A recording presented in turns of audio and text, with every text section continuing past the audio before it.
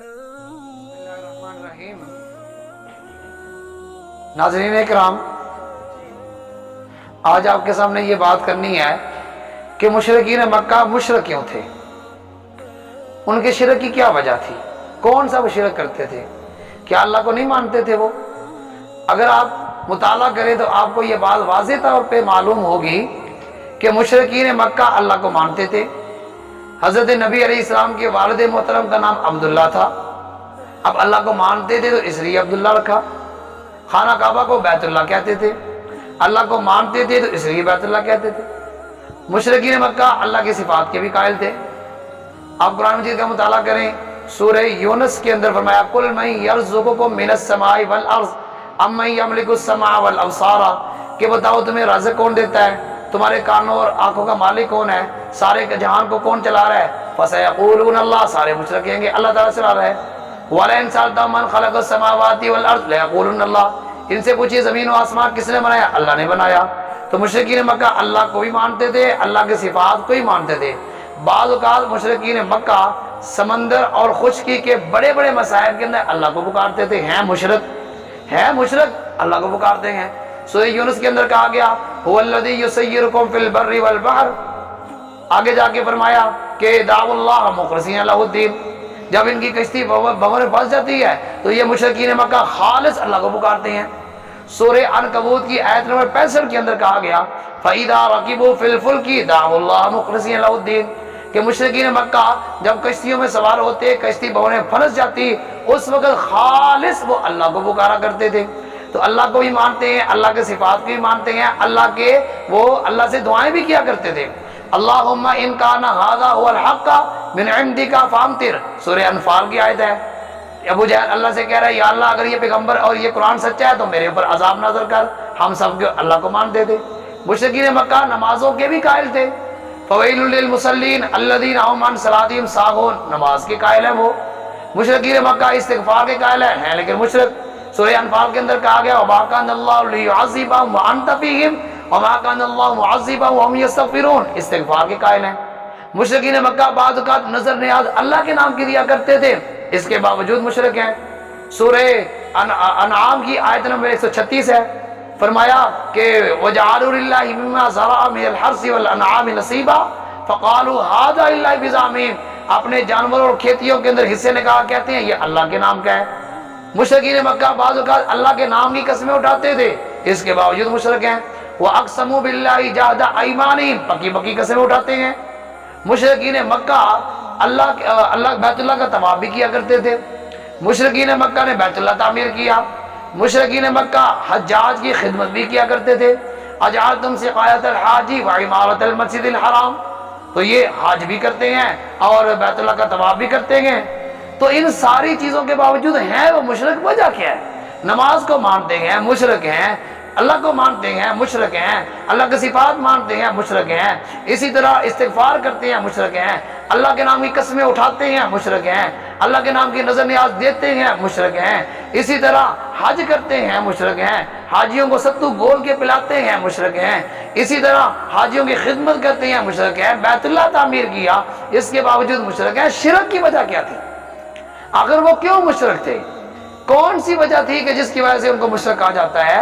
तो आप उसके लिए एक बात समझे कि मुशरिकीन मक्का इस वजह से मुशरिक थे, उनका अकीदा ये नजरिया था कि बड़ा अल्लाह है, सारे काम अल्लाह करता है, लेकिन बड़े बड़े काम अल्लाह ताला करते हैं और छोटे छोटे काम अल्लाह ने अपनी महबूब हस्तियों के हवाले कर दिए हैं और छोटे छोटे काम ये करते हैं। बड़े काम अल्लाह करता है, छोटे काम ये करते हैं और अल्लाह ने इनके हवाले कर दिए, इनको इख्तियारात दे दिए हैं। इस नजरिए की वजह से वो मुशरिक थे। आप कुरान मजीद का मुताला करें तो यही वजह है कि अल्लाह बड़े बड़े कामों के बारे में कह रहा है, मैंने आसमान बनाया, ज़मीन बनाई, मैंने समंदर बनाए, मैंने दरिया बनाए, आसमान से बारिश नाज़िल की, यानी अल्लाह कह रहा है बड़े काम मैं कर रहा हूँ।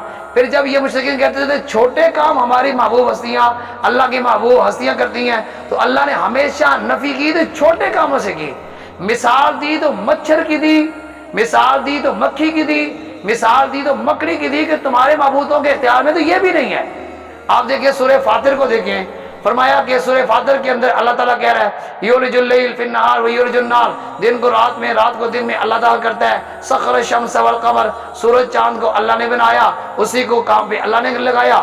کلیۃ لاجل مسمى، ہر ایک ایک مقررہ وقت تک چل رہا ہے۔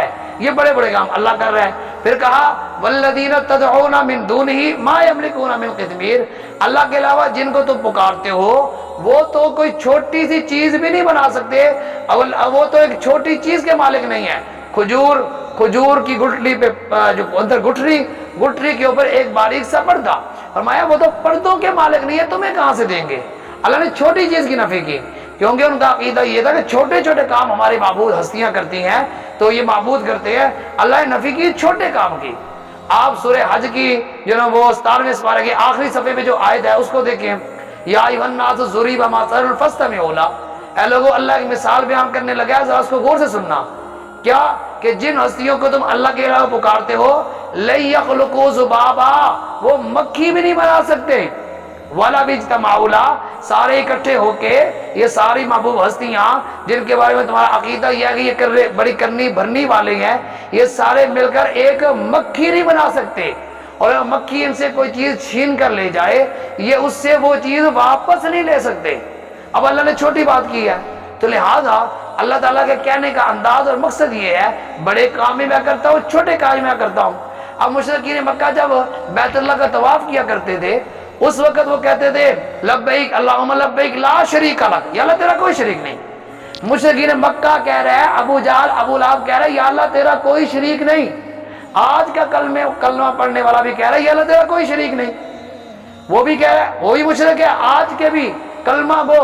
سورہ یوسف کے اندر کہا گیا وما یؤمن اکثرهم باللہ الا وهم مشرکون، اکثر لا الہ الا اللہ پڑھتے ہیں اس کے باوجود مشرک ہیں۔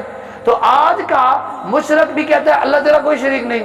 ابو جہل ابو لہب بھی کہا کرتے تھے یا اللہ تیرا کوئی شریک نہیں، لیکن وہ کہتے تھے یا اللہ جو تیرے چھوٹے موٹے شریک ہیں تو ہی ان کا مالک ہے، بڑا تو ہے وہ چھوٹے ہیں، ہماری محبوب ہستیوں کا مالک بھی تو ہے، تیری مرضی کے خلاف وہ کچھ نہیں کر سکتے، لیکن آپ نے ان کے اختیارات دیے ہوئے ہیں۔